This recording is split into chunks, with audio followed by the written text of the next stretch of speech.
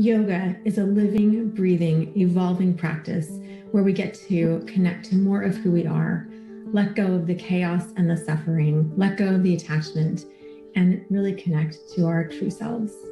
Hi, I'm Monica Phillips. I'm the founder of Sparkplug Labs. We do executive leadership coaching for individuals, teams, and groups.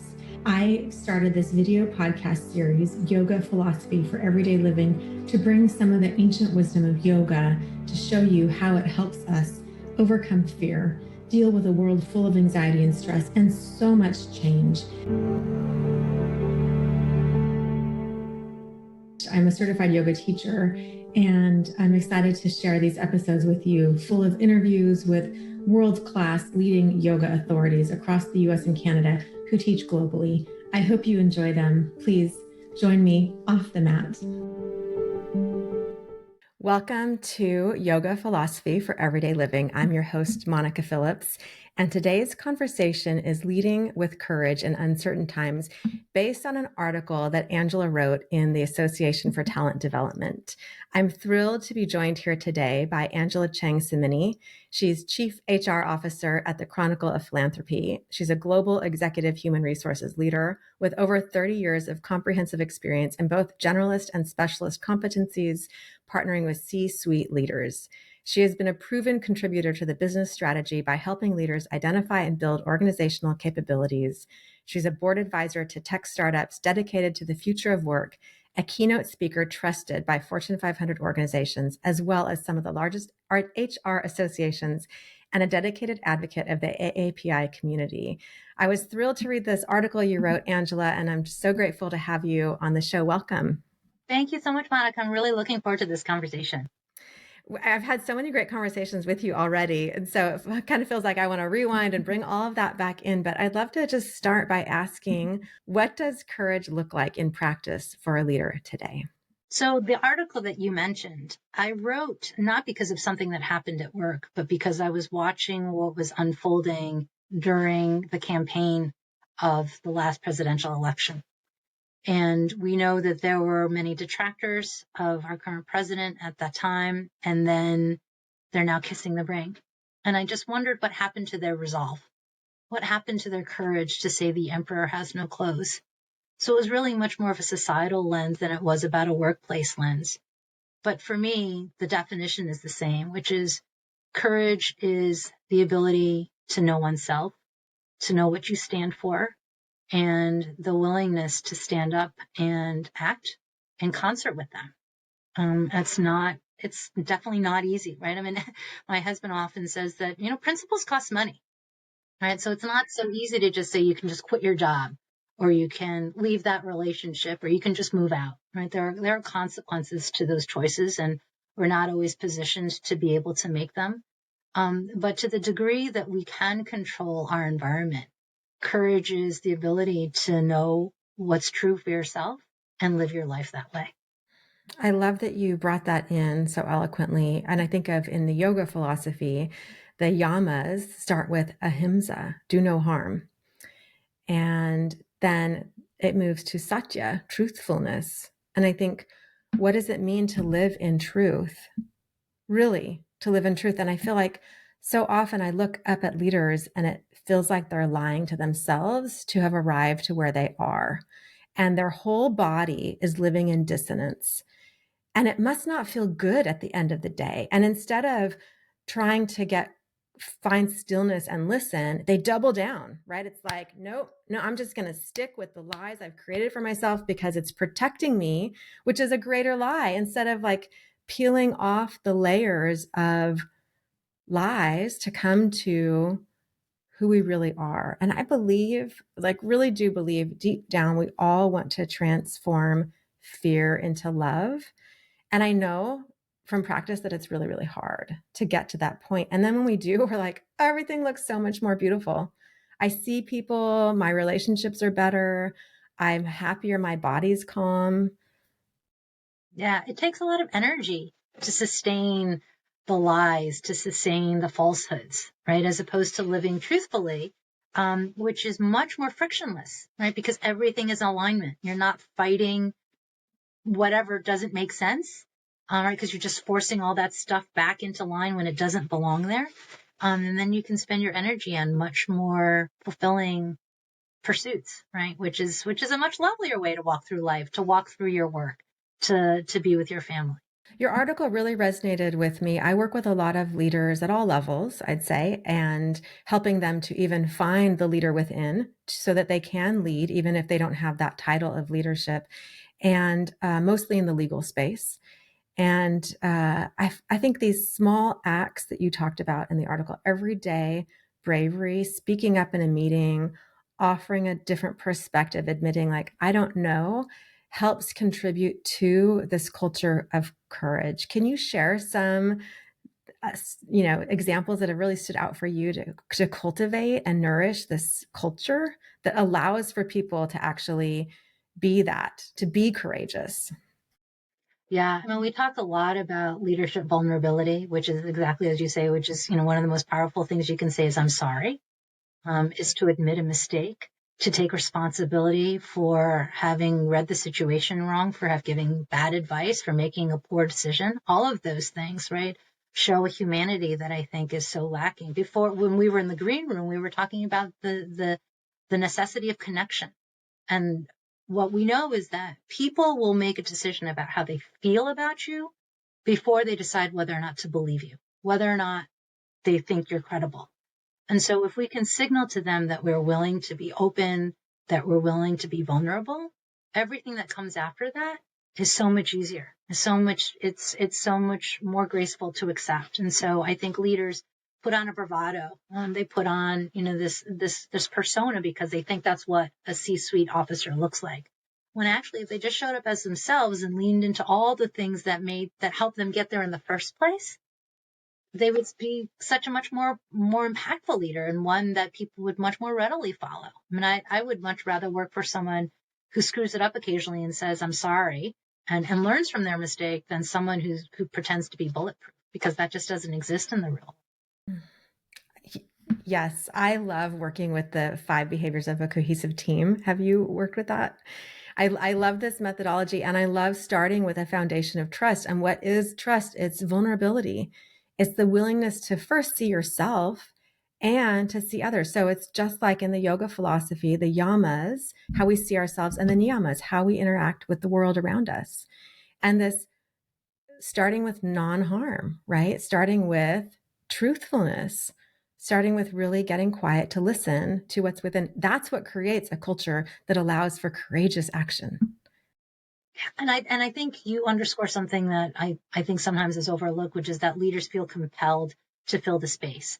They always have the answer. They always have a speech at the ready, when actually sometimes just sitting back and listening is the most powerful leadership skill that they can deploy in that moment, is simply to say nothing and just to be really engaged. Real listening is hard work, right? Like, to not zone out, to not, fall asleep, to pay attention and then have the recall, is a difficult skill. And I think, we call it active listening. We say it's active because it requires intention. It requires attention, and something that we don't do a lot. We're scrolling all day, right? We're just sort of mindlessly watching whatever's on the screen. We're not actually absorbing and remembering, and feeling the impact. And leaders would do well to do that more often. Someone mentioned to me recently how everything shifted for her when social media came into her life. I'm so glad I didn't grow up with it. And I think of this space where we can really listen. As a coactive trained coach, one of the foundations is to see everyone complete, resourceful, and whole. Naturally complete, resourceful, and whole. And so when we meet people like that and we say, oh, I know that you're complete, resourceful, and whole, I don't have to tell you what to do. I can actually give you the space to find it from within. Just like you said, this act of listening, it is a gift to have stillness. It is. And again, hard work, right? To just completely. So now, so it's funny. I recently attended a yoga class, with my daughter and my daughter-in-law, and there was no music. And I have to say, I found it harder for me because there wasn't that other layer, but it actually forced me to just really listen to the yoga instructor and to be much more focused. I think I would still prefer a class that had music, but it was a very different experience because all it meant was that I needed to just listen to her and listen to my body. When I first started yoga, which was a long time ago, I started taking yoga classes in a studio in 1996. Actually, my first yoga studio class was in Paris, which was an amazing experience. And then I couldn't stop. I took every kind of yoga possible, and there was never music. And then maybe around 2012, I guess I started going to yoga classes, and they all had music. And now, as a teacher, I bring in music. One day I went to class and my music wasn't working. The speakers weren't connecting.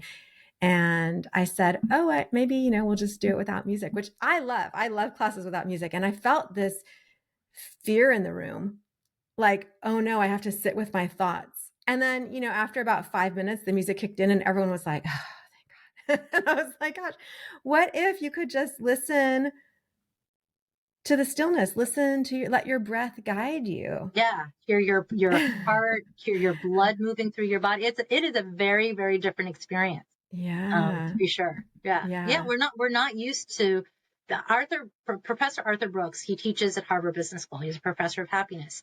Yeah. And one of the things that he really loves to espouse is be bored, because it activates actually a different part of your brain than the part of the brain that constantly has to be activated and constantly entertained. Like, we have to Mhm. learn just to be still, just to be with our thoughts, to ponder the deep questions that don't necessarily have answers, like, why am I here? What's my purpose?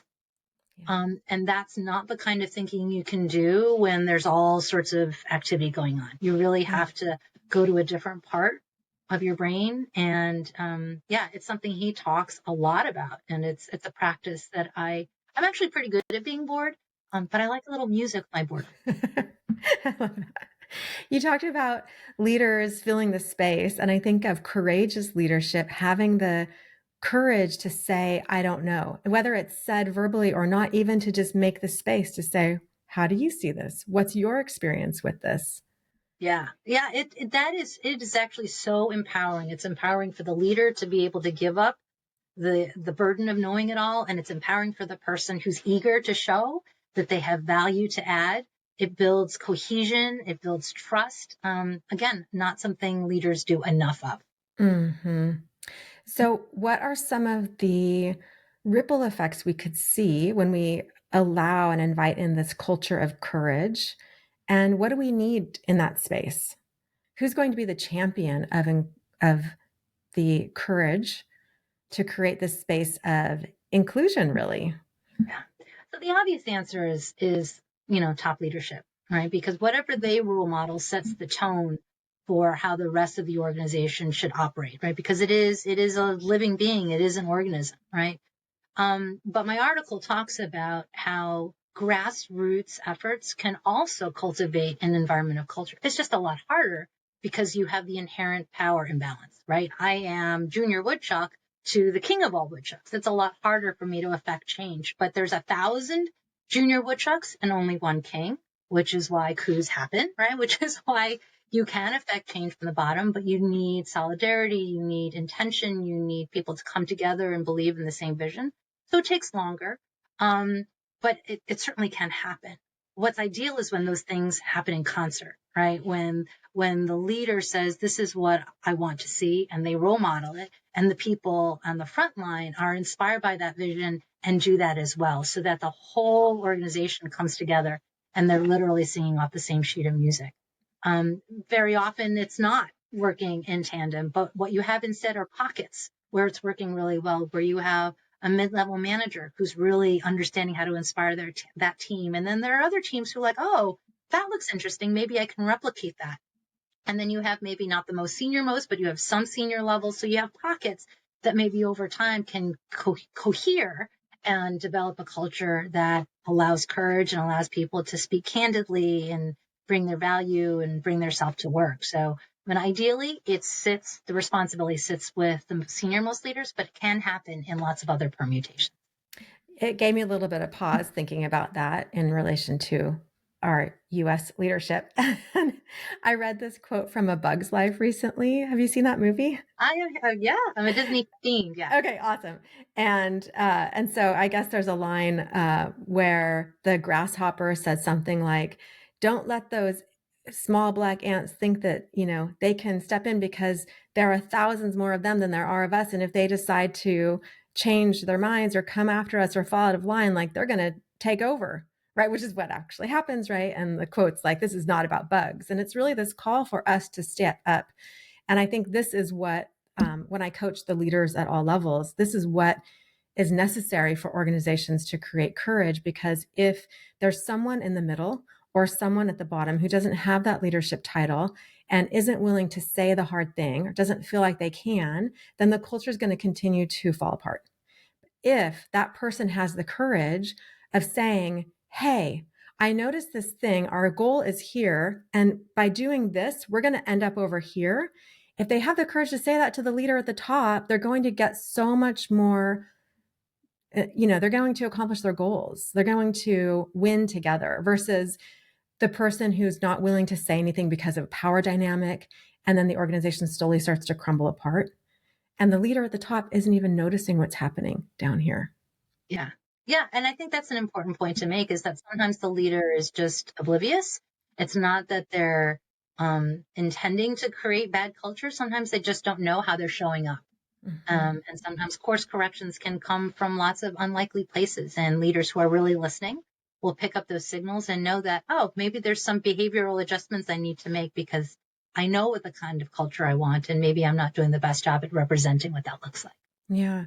You're a champion of AAPI community. Have you found ways for people to show up? Or let me rephrase that. So, as when we have champions in the workplace, right? Champions who create this culture of courage, I feel like there's a ripple effect that really allows for a more inclusive culture. And I wonder how you see that in terms of championing inclusive cultures around AAPI community. So I just recently gave a talk actually about something called strategic authenticity, Hmm. which is, it's not the same thing as code switching, although people might think that they are interchangeable. It's more about picking the skills, the side of you that would be the most impactful in that moment. So sometimes you need to be the loudest person in the room. Sometimes you need to be the quietest person in the room. Sometimes you need to know everything about football, and sometimes it's okay to know nothing about, what happened last night, Sunday night. It's about choosing when and where and how to show up in ways that don't necessarily offend, but maybe disrupt.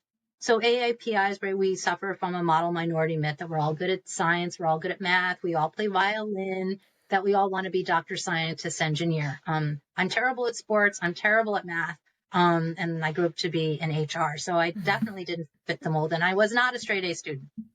Um, and so, I knew that there were times when developing maybe a sense of humor could help me overcome, some of my awkwardness. And so that was something that I worked on. Now, it doesn't mean I'm trying to be funny all the time, because that's not always appropriate either. But there are moments when I show up in this room where I might be slightly different than if I show up in another room. And that's not about compromising who I am, but it is about strategic authenticity. So when people can master that, then that helps other people to understand that they can show up in different skins, but it's all a skin that they own, right? And when we can allow that to happen, then people can feel free to be authentic and create inclusive. Yeah, that's fantastic. We were talking about mindset earlier in the green room and how maybe we want to be a version of ourselves here, but we're playing below the line because our mindset is not serving us in this sense of abundance. How does that play into the work that you do? It is such a journey for people, right? I mean, because I do think that it is so intertwined with courage. I mean, I am not, I don't have, I had a very different level of courage when I was in my 20s, right? Coming out of school, I was meek until I found my voice. And now I'm at the age where I don't have time for people who will play games. I'm very intentional about who I spend time with. So I think it's a little unreasonable to expect that right out of the gate, you're going to feel comfortable in every setting and that you can speak your truth in every environment, because that does take practice. It does mean building up your antenna to sense what what the rooms are reading like. But I think that in a workplace setting, that's something that you can get cues from your manager, from your colleagues. You can watch role models. You can see what has given other people success. You can see what's driven other people's mistakes and failures. And so if we're watching for all of those, then I think people are well on their way to growth so that they can be their true selves eventually. Yeah. I love this quote from Gabrielle Harris in her book, The Language of Yin. If we look to others for our core values, we will be the breeders of our own insecurity. And I really agree. I love it. Like if we take action or inaction that does not align with what matters to us, our core values, it will be dissonant and it will push us into this mindset of living below the line.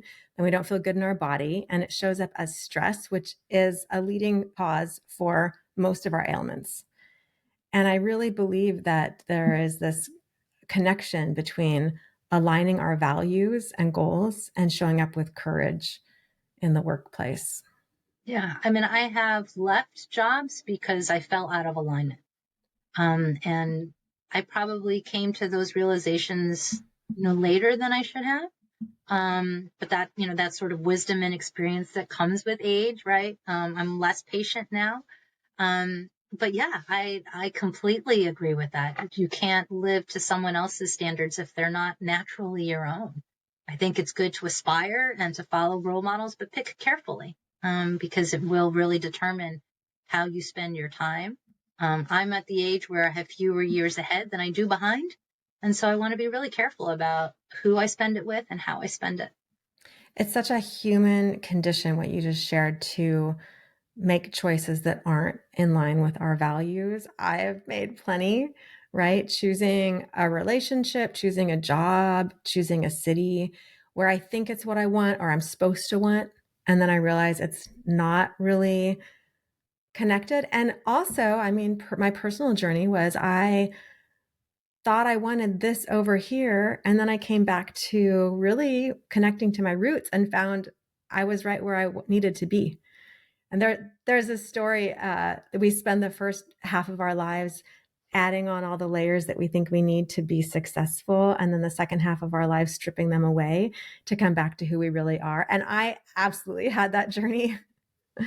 Yeah. Oh, and that's the kind of thing that I think you have to age to go through that process. I don't think that's something I could tell my 25-year-old self now and have me make any sort of different choice. I think you just have to go through that process of adding the layers and then delayering. I think you're right. I think that's an arc that all of us go through.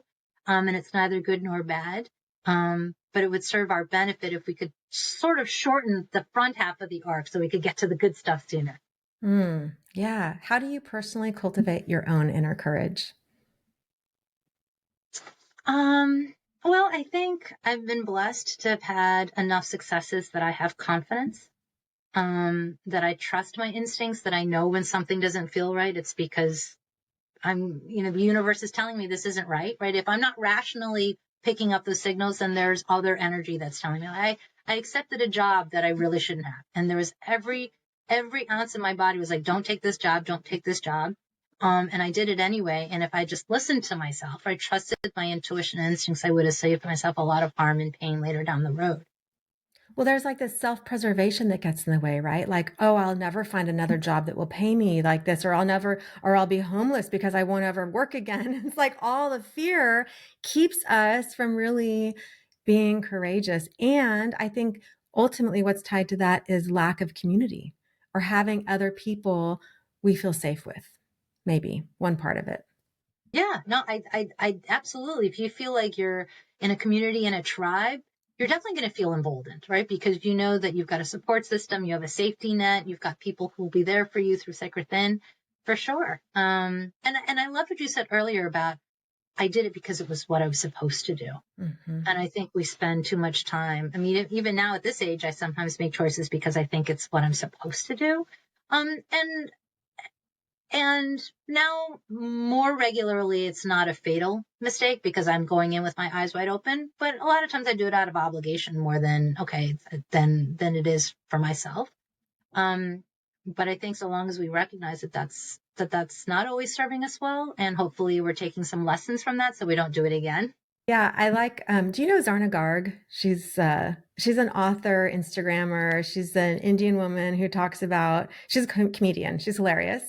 Zarna Garg. And the first time I saw one of her skits, it was about yoga. So it kind of went viral in my yoga communities. And she's telling this skit like, oh, all these white women with their fancy clothes and their fancy pants and their mat, and like they're rushing, rushing, rushing to get to yoga. And she says, we wear like pajamas when we do yoga in India. She's like, if you're rushing to get to yoga, you're doing it wrong. And I just love her. All of her skits are hilarious. She talks about how she found her husband, how it was like very much like a formula. Like, I want someone who's going to marry me. I'm not looking for anything else, right? Like, this is what I want. And I just like love how sometimes we have this, especially in coaching circles. It's like, what's your passion? Like sometimes you can just do a job and like it enough. Yes. And Yes. and then you get to show up and you get to be courageous. And then you like it a little bit more. And then you find that you're really good at this thing. And you have coworkers who see your talents, not just your title, see what's possible, not just the limitations, allow you to grow, right? It's nourishing. Then you like it even more, right?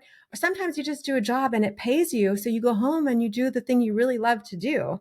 And I think it's like that in any relationship, right? It's like it doesn't have to be everything for us. And there's this, I think, a misunderstanding that one thing is going to complete us. No one thing is going to complete us. We complete ourselves when we get quiet, when we have the courage enough to listen. Nothing to add. What is one courageous conversation you've had recently that left you changed? I don't think it was a specific exchange, except that, I've been working on my relationship with my daughter. Mm. And she is a beautiful human. She's 26. When my kids were young, like really little, I would tell them, I fully expect one day you will be smarter than me. Today is not that day. I'm But going to use they are that. increasingly showing me flashes of brilliance where I'm like, oh, yeah, you got me there. And I've become so much more open to being taught by them. And so, again, I don't think it's a specific conversation that I've had with either of my children, but just generally being willing to sort of flip the dynamic of that relationship to be the student and letting them be the teacher, and being sort of in awe of who they've become. They have such integrity. They are loving. They are giving. They're compassionate. My son is married, and to see him be in a really healthy, loving relationship is probably one of the most gratifying things you can do as a parent, right? Because there's nothing you can do if they make bad, partner choices. Yeah. And so I think it's watching my relationship with my children evolve into something that's even deeper and richer than I thought it could ever possibly be. And they're only in their 20s. Like, I don't know what it's going to look like when they're in their 30s. So I'm really looking forward to that, and their capacity to grow, and their capacity to change me for the better. Angela, what a beautiful way to model leadership, and just an invitation for leaders at all levels to invite in awe for the people they are surrounding themselves with. Yeah. Yeah. I mean, we go through all this trouble of hiring really good people. And then we make the mistake of not letting them go and letting them do what we brought them here to do. So I think we over engineer leadership sometimes. Pick the right people, give them, a North Star, and then let them go. Perfectly said. Angela Cheng-Cimini, thank you so much for being here with me for Yoga Philosophy for Everyday Living. Such a pleasure to have you. Thank you, Monica. Subscribe, like, and share this podcast with a friend. And please send me your feedback. I would love to hear from you. You can learn more at sparkpluglabs.co.